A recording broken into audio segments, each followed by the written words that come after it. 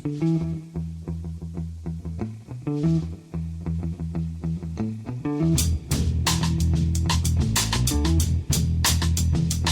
and welcome to The Price of Football, the show that looks at the money behind the beautiful game with me, Kevin Day, and Liverpool University's Kieran Maguire.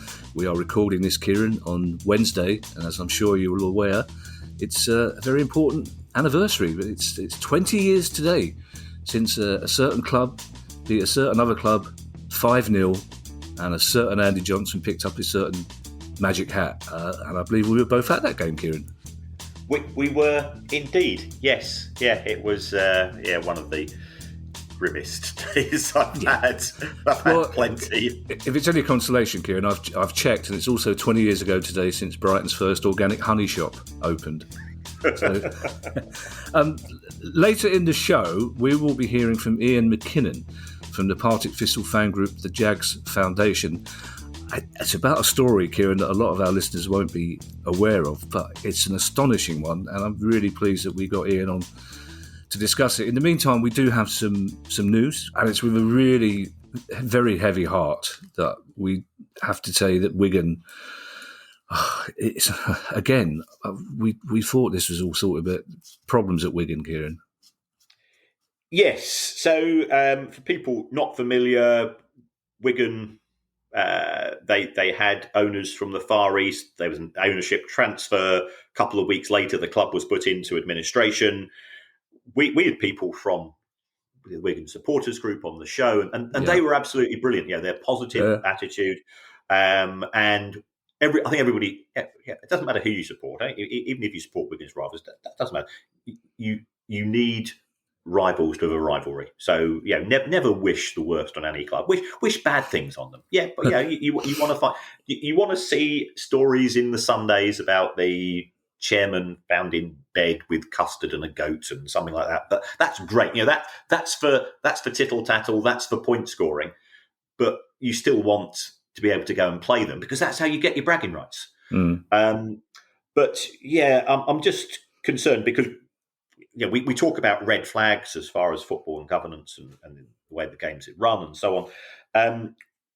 Wigan were late paying the May wages, which they blamed on the Queen, God rest her soul, for having a Jubilee weekend. And I'm going, well, I think banks are actually. I'm pretty certain when I use my app on my phone these days, I can send money across 365 days a year.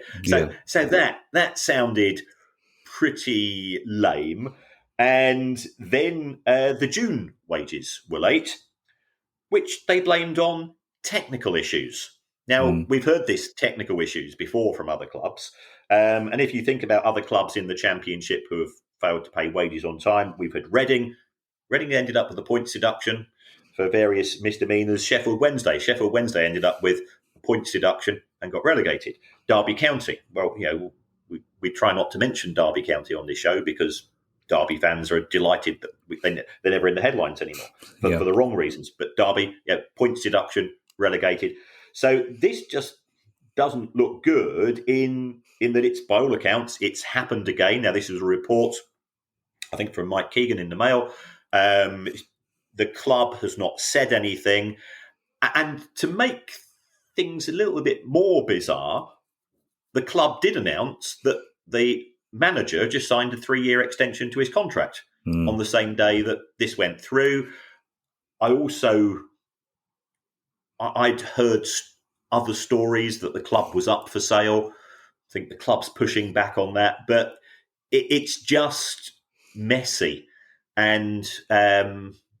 I know that there's this phrase, may you live in interesting times. Actually, living in boring times for a football fan, when you've just been through what Wigan fans have been through with respect to their club, you want the boring times to return for a long period. And they've done very well. They have on the pitch. They've punched above their weight, I would say. And now this makes you feel a little bit uneasy. If this story is true, Kieran, and we believe it is, that means it's the third time in 5 months that Wigan have been late paying their players' wages. The EFL will step in when? How many more times does this have to happen before the EFL say, we want to know what's going on? Well, I think to be fair, the EFL under Trevor Birch and Nick Craig are far more on the ball. I think they're probably, they are aware, but they are not responsible for paying the wages. We don't know whether the PFA will have had to pay the wages. We don't know how late they've been. If it's 24 or 48 hours late, that still messes you up when you've got direct debits and standing orders coming out. And remember, we're not. People say, well, footballers are paid lots of money, but Wigan Athletic is more than just employing football players. So, it's got people who are the back office people, all the support staff, but everybody that provides the framework which allows the players to play. And it's you're concerned about, if they end up having to go and pay additional bank charges because the payment's gone out late, then they're entitled to be pretty unhappy. And as always, we're great believers in openness and transparency, and the club needs to come up with something a bit more credible than the comments they come out with historically. There's been a bit of shenanigans, is probably the wrong word, but the New Year fixtures in the Premier League have caused a bit of concern. Yeah, well, the Premier League has a deal with Sky and BT and Amazon, and they've always said historically, we know that it causes disruption, so therefore we will give fans plenty of notice with regards to fixture changes. So it was due on the 11th of October, the announcements for Christmas and New Year. And that's important to us as fans because you and I, we both like Christmas. And also, there's fans of clubs from overseas that want to come across and book flights. I normally travel to matches by train. The train fares are extortionate, so therefore you try to get the cheap fares by booking in advance. Well, the 11th of October came, and it went far away. It took until the 24th before the Premier League deigned to announce the changes. And again, I fully understand that they've got a contract with the broadcasters, and effectively the broadcasters are calling the tune these days. But do we really need matches at 5:30 p.m. on New Year's Eve? No. Yeah. So, Brighton versus Arsenal, that's what we've got. Now, last year we had, I think it was 5:30 or 7 p.m. on Boxing Day, and the pretendants, and that's what it was announced as 30,000. I was there. The ground was half full. Clubs announced tickets sold rather than people who physically attend. More and more, you can't take the view that, or you can take the view that our role of fans is to tug our forelocks, to acquiesce to all of the decisions which are being made, and to provide the noise and the atmosphere, which is great at matches and does help the people at the Premier League to sell the product. But the interests of fans are being compromised increasingly. I've said before, I think we can. There has to be some form of compromise from the perspective of what we're being expected to do, because now, according to the Premier League, a match can take place at any point on a normal weekend between Friday and Monday, and therefore you've got to keep 4 nights free.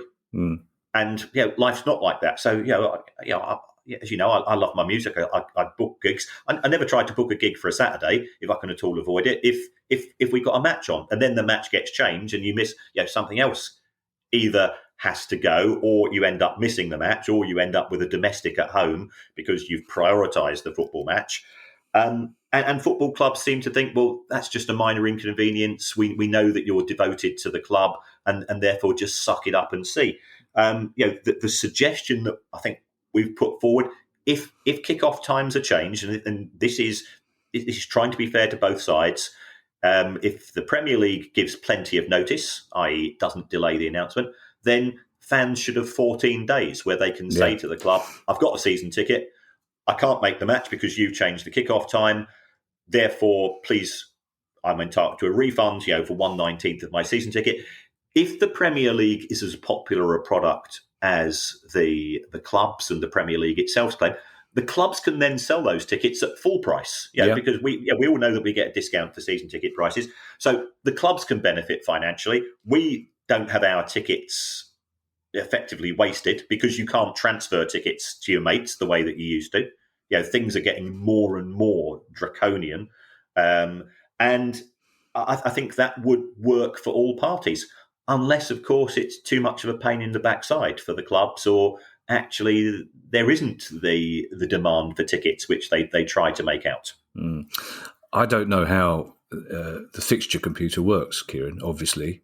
I do know it's had a brainstorm this year. Somebody must have put the wrong circuit in because we've got a home game on Boxing Day. But just for the Christmas holidays, switch the computer off, get a couple of clever people, and just make sure make sure no one's travelling. Make sure everyone's travelling the shortest distance possible. I know the police probably won't like it, but have all the London clubs play each other. Have all the teams in the northwest as near as possible play each other. Don't have Newcastle. Find the nearest club to Newcastle play. It's not beyond the wit of man or woman to sort that out, because, as you say, we're all desperate to go to games over the Christmas holidays, but also our families are desperate for us to be with them as well. Well, that's not necessarily true in my case, but it's just nonsense. They just take us for granted, Kieran. They really do take us for granted. But there's a story coming out from Bury, Kieran, that on the face of it should be good news. Yes. Yes. The two parties at Bury. So we've got Bury AFC, who are the new club which is being created, which now plays in the Northwest Counties League, and Bury FC Supporters Society, who I think are the beneficiaries of the sale of Gig Lane. They have a vote with regards to a merger of the two entities. Now, in order for that merger to take place, both parties have to have a 2/3 majority. Bury AFC, my understanding, they've got 1,329 people who can vote. They've done really well to get that level of support in such a short period of time. My understanding, they've recommended a yes, and 95% of people are going to. It looks as if, from the vibes I'm picking up, 95% of Bury AFC supporters are going to vote for it. When it comes to Bury FC Supporters Society, I think it's fair to say that they've been ambivalent, stroke obtuse. They've not made a recommendation to the members, which is a democracy. They say the members should make up their own minds. There are various things going around on social media effectively saying that if there's a no vote, well, they can still move to Gig Lane, they can still set up their own football club, they will still get the 3G pitch, they've got benefactors who are prepared to put in six-figure sums. But I've seen what the Football Supporters Association have put out, and the Football Supporters Association awards are coming up soon. And there's the Price of Football vote nominated for Best Podcast if people want to vote. Very well crowbarred. Thank you very much. And they've said, well, they think potentially a lot of funding will be lost because we've got DCMS, we've got government agencies who will not approve funding unless the merger takes place. So there's not a lot of time left. I think, on balance, that there will be overall a yes vote from Bury FC Supporters Society. I'm not convinced. In fact, I think it unlikely that it will be a 2/3 majority, and therefore it's not going to go ahead. And the problem is, I've been to Gig Lane as an away fan, fantastic days out, great memories, and I've also seen the meetings which took place at Bury Town Hall. I attended them myself as just as a football fan who might know a few things about the finances. And I noticed at the time that the relationships between fans was becoming very toxic. It was becoming very partisan, and that legacy, unfortunately, has not improved since the demise of the club, the formal demise of the club. It is important that Bury has a football club. I think it'll be great if that football club could take place at Gig Lane. I spoke to Russell and Ron Mayle of the band Sparks with regards to this. What? And they said this town ain't big enough for both parties. So that's why they need a merger. And if the guys from Sparks think merger is worth taking place, I would say vote yes. I mean, I think the vast majority of people who are going to vote have already voted, but I'm not convinced that some of the stuff and it's the danger and the nature of social media that mistruths and lack of fact checking is prevalent, and some people might be making decisions on emotional reasons rather than what's in the best interest of the club. Sometimes the brain is a remarkable thing. Sometimes you have these split seconds where you do what seems to be about 3 hours worth of thinking. So in that split second, in my head, I was Googling Russell and Ron and Sparks in my head. I can't remember Russell and Ron mentioning Bury at all, ever, being Bury fans. Do we know how many members the Bury FC Supporters Society have? They've got 1,020. Oh, so they're roughly equal numbers then, okay. Yeah. But I think what will end up is that overall, 80% or around about 80% of people will vote in favour. But because of the nature of the vote, you've got to have a 2/3 majority from both parties. And I'm not confident that will be the case. Well, that seems to me to be a shame. As ever, if either people are listening, we would only be too happy to represent your views at the same time, if possible, maybe. Why not? Watford, Kieran, have obviously had a meeting and discussed ways of raising money outside the box and thought, nah, we ain't doing that. And they've gone straight for the method that a lot of ordinary people, a lot of us would do. Well, I think this is quite surreal. Watford are owned by Gino Pozzo, and there's a club called Udinese, who are owned by Gianpaolo Pozzo, who sometimes call each other dad and son. Watford sold 3 players, Adam Messina, Roberto Pereira and Gerard Lazaro, to Udinese for around about €30 million. And there's a lot. And the way that transfers work, and we've discussed this in the past, you normally pay a deposit and then you pay the rest in instalments. So Watford were owed around about €24 million by Udinese for these players. So the club literally had IOUs sitting in the desk. On the anniversary of the transfers, you cash in those IOUs. So if our kid owed me some money and I wanted that money, I'd just say to him, pay me. What I wouldn't do is take his IOUs to a bank and say, I've got these IOUs from my old man. How much money will you give them? Will you give me for them? But that's what Watford had done. So they've gone to Macquarie, and Macquarie specialise in this. Invoice discounting is it's formally known. Glorified payday loans is what I tend to refer to it. And they've cashed in the IOUs from a club which is owned by the same family. It just makes you very twitchy. Why are Watford in such necessity for the money? Because they've got parachute payments. Earlier in the transfer window, they sold Hassan Kamara to Udinese for £16 million and then loaned him back for the season. And again, there's just a sense of unease. Finances are normally quite simple, and when people overcomplicate them, especially with related parties, you do feel that there's more going on than meets the eye.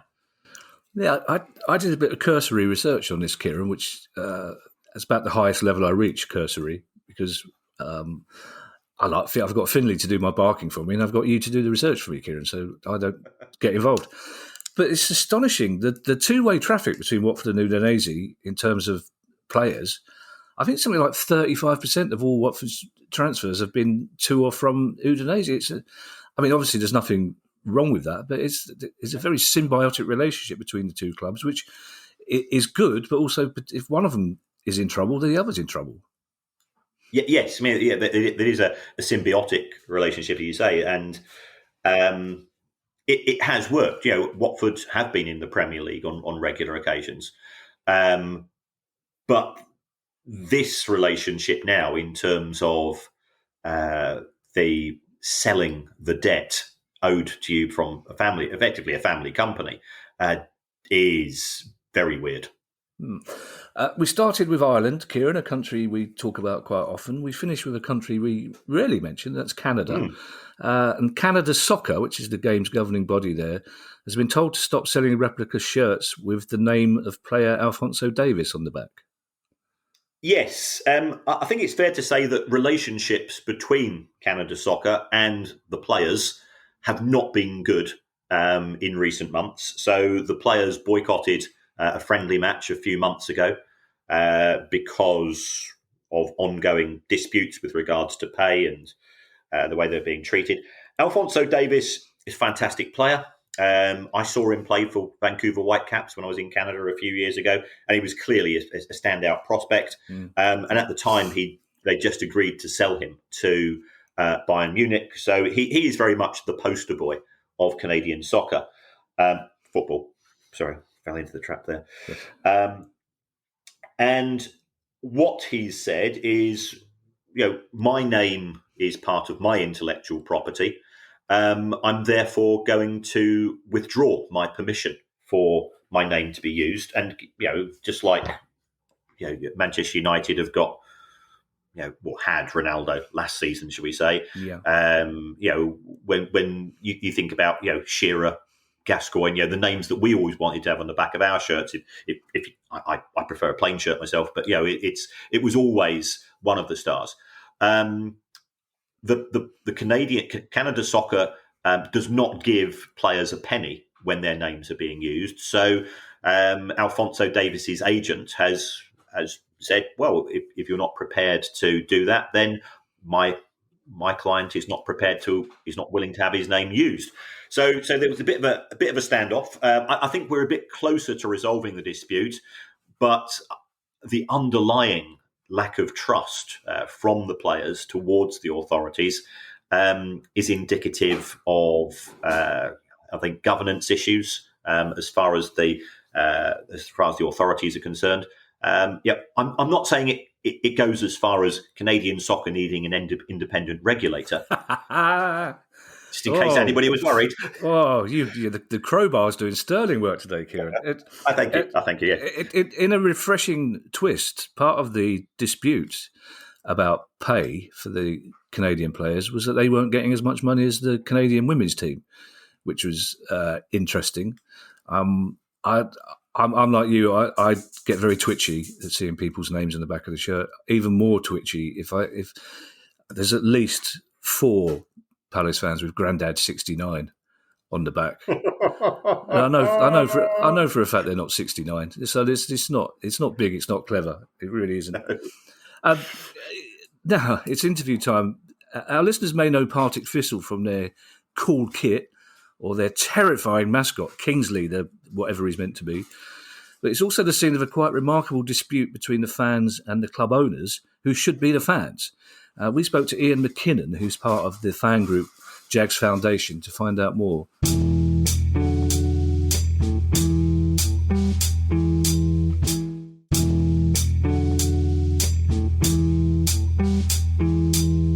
Ian, thank you so much for joining us today. Before we discuss the complicated situation at the club further, tell us a little bit about yourself and how long you've been a Partick Thistle fan. Yeah, so lifelong fan. Grew up in the West End of Glasgow. Just supported my local team. I'm 37 years old. I've basically just been a fan for all that time. Try and go to as many games as I can, home and away. But then over this whole fan ownership saga, I just gradually found myself getting more involved. And like-minded people who I'd known for quite a while were also getting involved, and then the opportunity came up to kind of properly stand for election and get involved. And I think, when you've been standing on the sidelines and being critical, and then you get the chance to get involved, a lot of things opened up in my personal life, which meant I had the time to do it.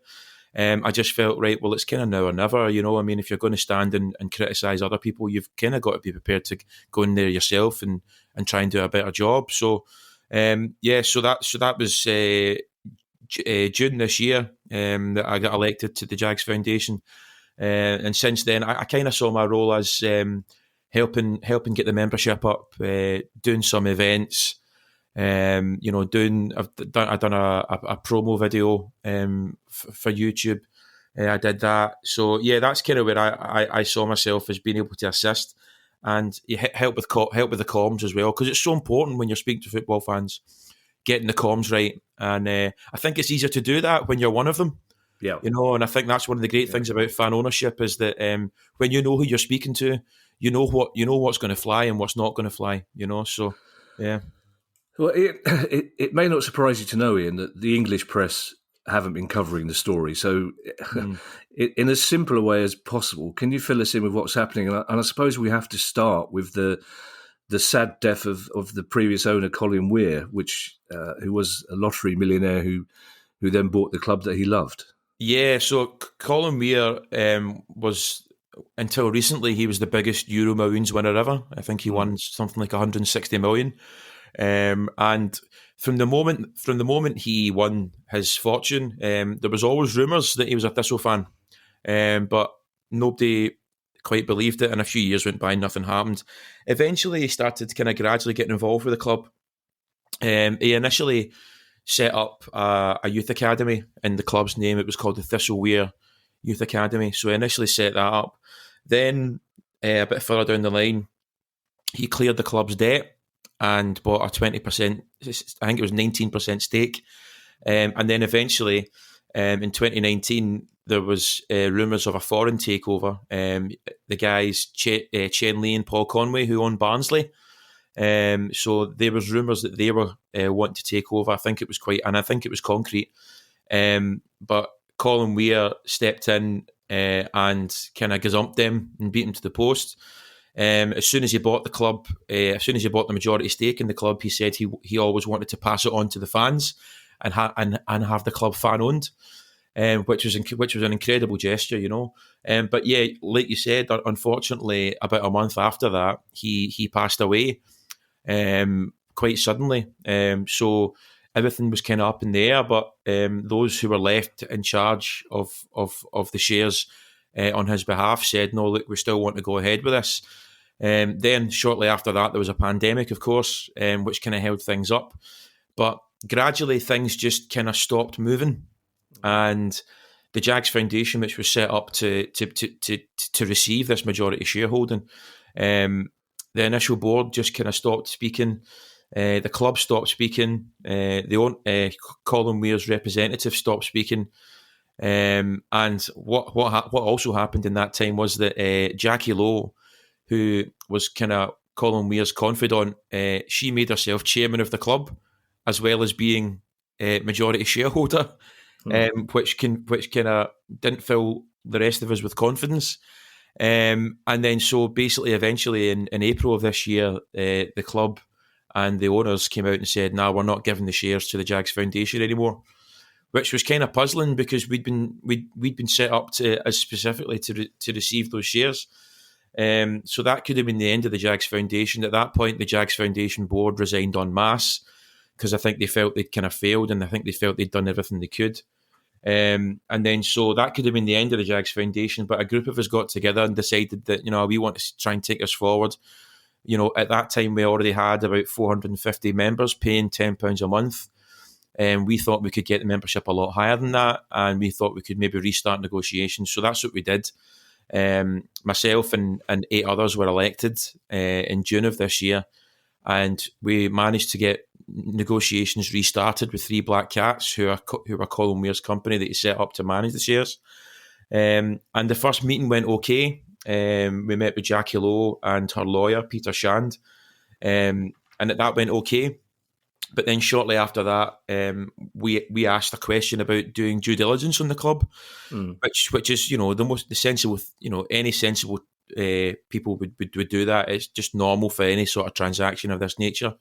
We were told that wasn't going to be happening, and that because we were getting the shares for free, that we had no right to due diligence, and we either signed over and took the club before we'd seen it, or we didn't take it at all. Now, it would be absolute madness to sign over the majority shareholding of a company without knowing what kind of shape it's in, whether we're getting it for free or not. We've got a couple of professionals on our board in terms of accountants, and they'd be breaking their own ethics code if they did that. So it was just a complete non-starter. But, Ian, sorry, Ian, can I just stop you there? Sure. There's just a couple of things I want to go back and clarify for our listeners. First of all, I love the fact, that's how I know you're a real football fan. You say as soon as Colin Weir won the money, the rumours started that he was a Thistle fan. Because that's exactly what would happen in the Pawson's Arms. If everyone would go, he's a Palace fan. I know he's a Palace fan. Firstly, just run us through who Three Black Cats are, who the people are. Secondly, I think it was a 55% stake in the club that Colin Weir wanted to leave. Mm-hmm. But also, I think more importantly, is the problem that Colin Weir wanted the club to be fan-owned but didn't specify which fans? Was that part of the problem as well? No, not really. I mean, he said that he wanted to be fan-owned. He didn't specify, any sort of fans. I mean, we're not a massive club. I mean, our home support generally fluctuates between 2,000 and 3,500. So, we're not a massive club. He did actually cite the Motherwell model. Right, okay. So Motherwell have been fan-owned for a while, and they've been very, very successful. So he did cite that. And so basically one of the first things we did was we basically took the Motherwell model to the letter as a proposal. And that proposal was rejected out of hand. With regards to Three Black Cats, so Three Black Cats were the company that Colin Weir set up to manage their shareholding in the club. And you're correct, they had a 55% stake. And basically, after Colin Weir died, the only directors of Three Black Cats were Jackie Lowe and a law firm called MBM Nominees Limited, who were represented by Peter Shand in these negotiations. Yeah. Right, and I want to bring Kieran in here as well, because have they shown you the accounts yet? No, they didn't. They told us we had absolutely no right to see any of them. And I mean, which rings alarm bells as to the state of the club, to be quite honest. Because due diligence is a normal thing that you do in anything like this. Not just that, but I mean, due diligence is actually a benefit to the seller as well as the buyer. So I mean, as I said, we've got a couple of accountants on our board, and the point that they made was that sometimes due diligence shows up things that the owner who's selling is not even aware of. Yeah. So I mean, and the thing is, there was always rumours going around about how they were running the club. So I mean, see if you're confident that you're running the club well, it would be a complete and absolute vindication of your efforts to run the club if you allow due diligence. But the fact that they determined not to allow it was, a real worrying sign for us. Of course, Kieran. Two things. First of all, I'm not a business person or an accountant, but it seems to me ludicrous that the people handing over ownership of a club wouldn't open the accounts to be seen. And secondly, what do you know about the state of Partick Thistle's accounts, Kieran? Do you know anything at all about it, or is it impossible to tell because they're not public? Taking those things in turn, Ian is absolutely right to effectively have alarm bells in relation to the transfer. If you're buying a house, you have it checked by a surveyor beforehand. Normally the bank or the building society would do it. I've always said, if you've got nothing to hide nothing. So the fact that the existing ownership are taking such an approach does cause concerns, because if the supporters take over the club, they're not just acquiring the assets of the club, but they're acquiring the liabilities as well. Yeah. Now, would you take over somebody else's business if you didn't know how much they owed to the tax authorities, how much they owed to the banks, how much they owed to all of the other creditors? It will be completely insane. And the foundation are absolutely right to say, well, this is not acceptable. This is ridiculously unprofessional. As well, I'm staggered. I've been involved in business transfers on many occasions, and I've never heard of such an approach. So I absolutely agree with the position. As far as the club's accounts are concerned, it was losing in 2020 around about 20 grand a week. Now in 2021, it was a COVID impacted year. It's difficult really to make much sense of the numbers. It nominally broke even, but there were a lot of complications as far as Scottish football was concerned that year. So I'd always take things with a pinch. Looking at these figures here, Partick, they run a tight ship. The wage bill is between 1.5 and 2 million. You've got individual players in Scottish football that will be not far away from that. The club, I think, historically has been run on a break-even basis because it didn't have any choice. Before it had a benefactor, it had to operate within its means. So it's difficult to actually draw too many conclusions about the accounts because COVID really has messed about with anything. But in respect of the first issue, I'm genuinely staggered. And Ian, I mean, this, as Kieran says, this has been going on for the best part of 3 years now, certainly 2.5 years. Were Three Black Cats in constant communication with the fans, or are they just stonewalling, ignoring you? Were they giving you any reasons why they weren't cooperating? They weren't, after all, presumably, this was part of Colin Weir's will. So therefore, I can't see any legal status where they're not acting on his wishes without at least explaining to you what's going on. But it seems that there was no communication from them to you at all. Yeah, I mean, it really does. I mean, and it's good to hear other guys, outsiders' point of view, and to hear that it's not just us in our own head that feel this way, you know. But what happened was, I mean, in one of the things that we said to them in our meeting was that, as with other fan ownership groups, you've got members paying in every month. So we had members paying £10 and £5 a month. And so one of the things we said in our negotiations was, they said, look, this is potentially an extra £5 or £6 grand a month going to the club. And at that point, Jackie Lowe turned round and said, we don't need your money and we don't want your money. It's not your job to fundraise.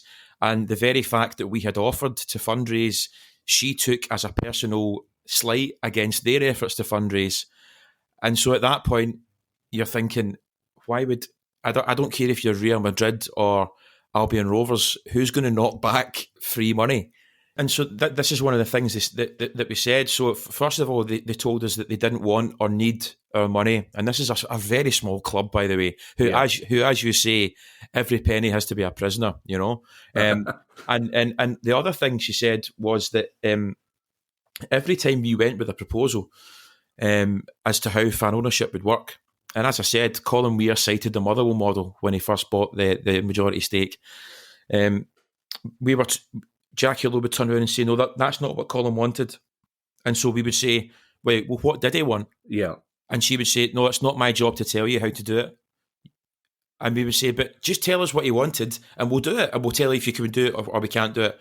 But she kept just being so vague and so difficult to pin down. And the conclusion was really unavoidable. The conclusion was that she quite enjoyed having all this control and power and being the owner and the chairman of a football club.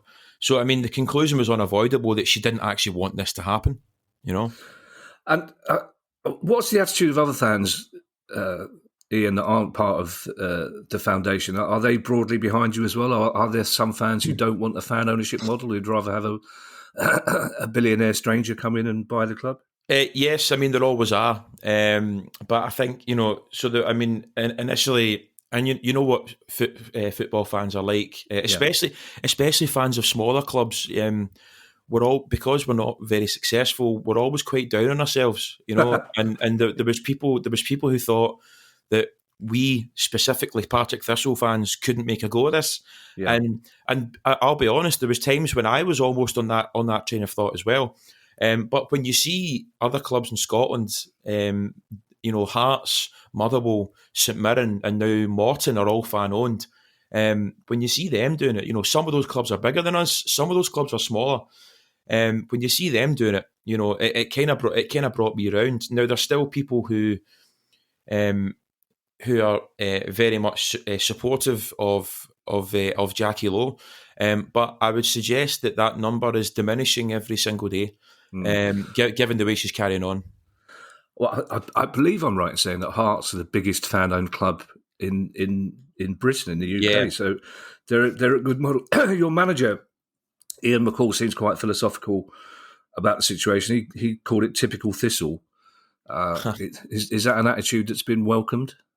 Well, I mean, it probably is typical Thistle, but the whole point of this for me was that I wanted, fundamentally, I wanted how we think about ourselves to change. Yeah, I don't want us to just accept the fact that we go down to Somerset Park on a Tuesday night and get beat 4-2, which is what happened last night. I don't want to accept the fact that that we're perennially so unpredictable. I genuinely think there's a huge latent fan base at Partick Thistle, and if we got to a cup semi-final tomorrow, we'd probably take 15,000. So the challenge is to get even a couple of thousand of those to come every week, and that's where I see the challenge. It's difficult, isn't it? I've tried to get through this whole interview, Ian, without using the words "the other club in Glasgow," but that is a problem for Partick Thistle, isn't it? I mean, you've got a huge opposition from two of the biggest clubs in world football, let alone Scottish football. But also, it seems to me that's an opportunity as well, because we've seen with clubs like Union Berlin and St Pauli, there are fans who want to support the other club in a city. So that there is a lot of fans to tap into. What's the latest state of play, Ian, as we speak on Wednesday morning? What's happening now? So what's happened now is that towards the middle of August, we had one final meeting with Three Black Cats. That was with Jackie Lowe and her lawyer, Peter Shand. We were told that we would no longer be the recipients of the shares. So for the second time in the space of about 4 months, we were told, nope, you're not getting the shares. And then out of nowhere, another fans group basically sprung up. 5 guys who were completely unelected, had done no fan engagement, had no members, and they were told, yep, the PTFC Trust are now going to be the majority shareholder of Partick Thistle. What? And they've been handed the shares completely out of nowhere. So since August, I mean, the fans really did go up in arms about this. Since August, these five guys have apparently been majority shareholders of the club. And yeah, completely out of the blue, we were kind of gazumped by another fans group who'd done nothing in terms of the preparatory work that we had, So there's a lot of twists and turns to this, lads. As I'm sure you can. Yeah. It's Machiavellian. Yeah, I mean, so is the, and I guess you need to be careful what you say here, but is the implication that those 5 fans are connected to the club in some way? Well, yes.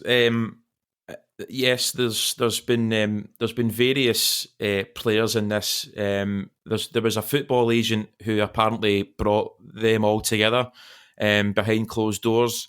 His story has changed a few times. He's got four players at the club, by the way, and he is also a fan. But he's got 4 players at the club, and he apparently brought these guys together. There's strong evidence to suggest that there was members of the board and the chief executive involved in bringing these people together, allegedly, I will say. But yeah, and every time they try and come out and clarify what's happened, you just end up with more questions than answers, to be quite honest. And I think when something's being done so dishonestly like that and behind the fans' backs, the story seems to change all the time. We've managed to finally set up a meeting with the Jags Foundation and PTFC Trust. So that's going to be in the first week of November. So hopefully we'll get some more answers. They're quite keen to not focus on the past and look to the way forward. But the fact is that we've got nearly 900 members now. Yeah. And they don't even know, they don't have any members. But they're the ones who are apparently the fan owners. And we're not. The whole thing's just increasingly bizarre. Ian, I have to say, as somebody who's written on Have I Got News For You for a long time, I admire the way you use the word allegedly, because that's the word we throw in all the time. Allegedly, we think. It just proves, I'm going to let you go, it proves something that Kieran and I say time and time again. You say you only get average crowds of 2,000, 3,000 people, but to you, Partick Thistle is just as important as Celtic, Rangers, Man United, Liverpool are to their fans. And it's just your frustration. It's just wrong, basically. From all the research I managed to do, which was quite difficult, as I say, down here, which you had to access. But even in the Scottish press, it's not covered as much as I thought it would be. But this situation is wrong, and I look forward to catching up with you again in the future. On a lighter note, Ian, I have to say, and I'm sure everybody says this to you, Kieran loves horror films. I can't stand them. So your mascot, Kingsley, just the most terrifying thing I've ever seen in my life. And he's on your kit now as well. This is you've got children in the audience at the ground. He can't be allowed to wander around terrifying kids. Can he? I think we said something else earlier on, didn't we? Typical Thistle. Yeah. That's it. No, the artist Peter Shrigley, he is actually a fan. And I think that's how it came about. Bizarrely enough, the kids love him. And they do. Like the kids absolutely love him. And I think everyone thought at the time, there was a few parents with kids who were saying, it'll terrify the kids. I'm not sure about letting that anywhere near my kids. But the kids absolutely adore him. It's crazy, and it's took the club around the world. I know. And the thing is, I don't think we made enough of that commercially. Right. I think that there was a point at which it was going around the world, and I think if you really had a good commercial team there, you could have really capitalised on that. Wow. But I think he continues to be a star. So hopefully in the future we can still do it. Ian, it's been, I was going to say, it's been a pleasure to talk to you, but like a lot of the people we interview, I wish we didn't have to do it, if you see what I mean. But it's been fascinating to talk to you, and your passion for your club is evident. So we wish you well in the future. I'll say this, what I do at the end of every interview. If anybody at the club wants to come on and put a different view, they're more than welcome. I suspect they won't, because they haven't done it to you, so I don't see why they will to us. But this is a subject hopefully we will come back to with a different outcome later on in, and we'll keep an eye on it, and let us know if there's anything we can do to publicise your cause. And Kieran is only too happy to look into the accounts of any club, so I'm sure Kieran will be on hand at any time. But I wish you the best of luck in future. Yeah, thank you so much, lads. I really appreciate you guys covering this. It's really great, so thank you so much.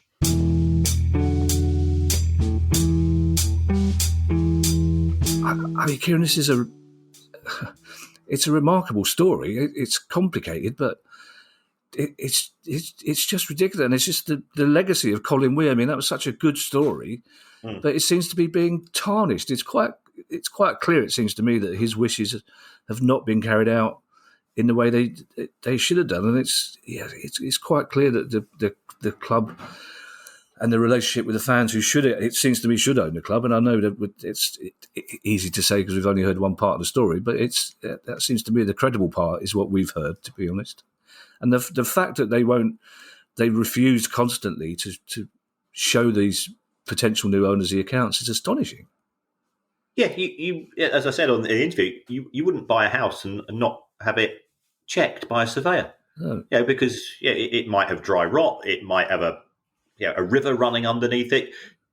When you buy a company, when you buy the shares, you acquire effectively the assets and the liabilities. Well, if you owe money to people, then you inherit that as well. And the Jags Foundation is absolutely right to say this is a ridiculous situation, and the way that control has now been transferred to what appears to be a splinter group or a convenient organisation for the existing people in control. We don't know. One can only speculate.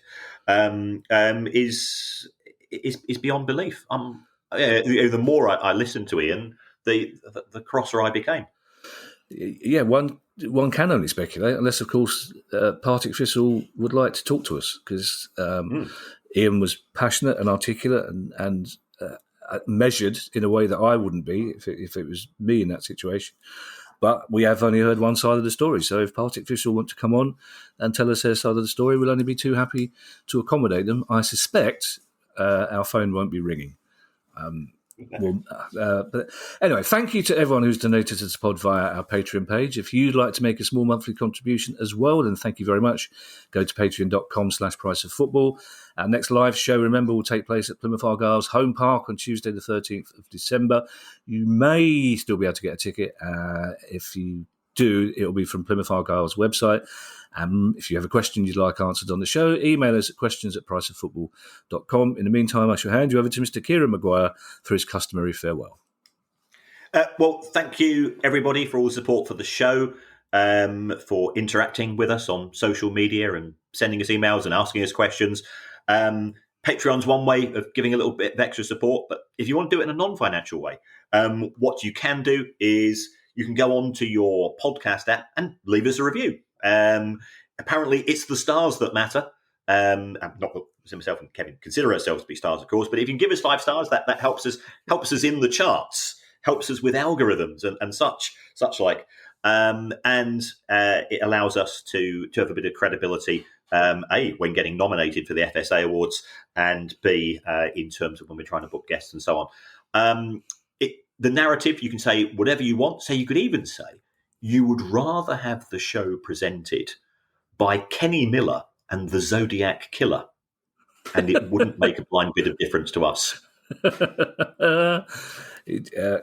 Are you going to stop this after Halloween? Because I think I'm running out of serial killers. Well, serial that rhyme anyway.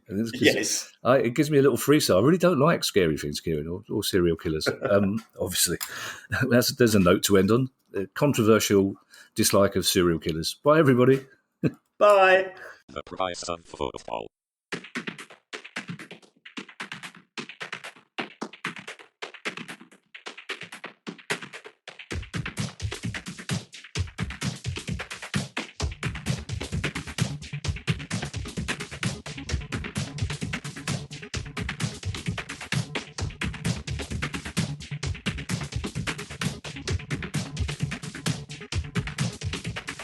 The price of football.